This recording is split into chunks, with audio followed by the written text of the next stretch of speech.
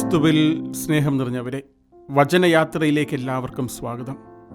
മത്തായിയുടെ സുവിശേഷം 10 അധ്യായം 7 മുതൽ 10 വരെയുള്ള തിരുവചനങ്ങളാണ് നമ്മളിന്ന് വായിക്കുക. ഇന്നത്തെ സുവിശേഷം നമ്മൾ വായിക്കുമ്പോൾ ക്രിസ്തുനാഥൻ തൻ്റെ ശിഷ്യന്മാർക്ക് ഒരു ദൗത്യം നൽകി അവരെ യാത്രയാക്കുകയാണ്.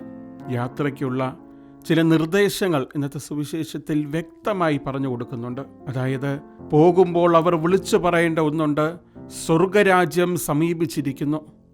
ഇനി മുതൽ സ്വർഗമെന്ന് പറയുന്നത് അങ്ങ് ദൂരെ മനുഷ്യന് അപ്രാപ്യമായ ഒന്നല്ല, മറിച്ച് മനുഷ്യൻ്റെ തൊട്ടടുത്തുള്ള ഏറ്റവും സമീപസ്ഥമായ ഒരു സ്ഥലമാണ്.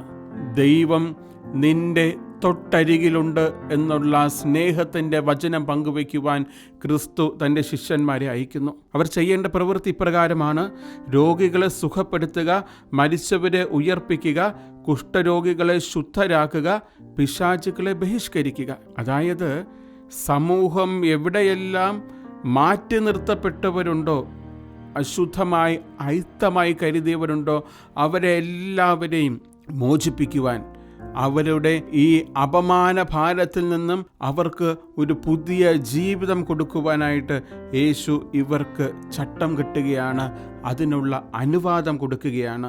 രോഗികളാകട്ടെ, മരിച്ചവരാകട്ടെ, അശുദ്ധരായ കുഷ്ഠരോഗികളാകട്ടെ, പിശാച് ബാധിതരാകട്ടെ, ഇവരെല്ലാവരും ദൈവത്തിൻ്റെ ഏറ്റവും വലിയ ശാപം പേറിയവരാണ് എന്നാണ് വിചാരിച്ചിരുന്ന ഒരു സമൂഹത്തിൽ ക്രിസ്തുനാഥൻ ഇവരെ എല്ലാവരെയും മോചിപ്പിക്കുന്നു, പുതിയൊരു ജീവിതം കൊടുക്കുന്നു എന്നൊരു ബോധ്യം ഇവർക്ക് പകർന്നു കൊടുക്കുവാൻ തൻ്റെ ശിഷ്യന്മാരെ അവരുടെ അടുത്തേക്ക് അയക്കുന്നു. അവരെ ഇങ്ങോട്ട് വരുവാനല്ല, മറിച്ച് അവരുടെ അടുത്തേക്ക് ദൈവരാജ്യം സമീപിച്ചിരിക്കുന്നു എന്നുള്ള സദ്വാർത്തയുമായി അവരെ അയക്കുകയാണ്. ദാനമായി കിട്ടിയതാണ് ഈ കൃപാവരമെന്ന് ശിഷ്യന്മാരെ നിരന്തരം ഓർക്കുവാനായിട്ട് കൂടെ പറയുകയാണ്. ദാനമായി നിങ്ങൾക്ക് കിട്ടി, ദാനമായി കൊടുക്കുക. ഇതൊരു കൃപാവരമാണ്, അനുഗ്രഹമാണ്. അനുഗ്രഹം കൊടുത്തുകൊണ്ടേയിരിക്കുക, അതും സൗജന്യമായിട്ട്. അതിന് മറ്റ് യാതൊരു മാനദണ്ഡവുമില്ല എന്നുകൂടെ പറയുന്നു.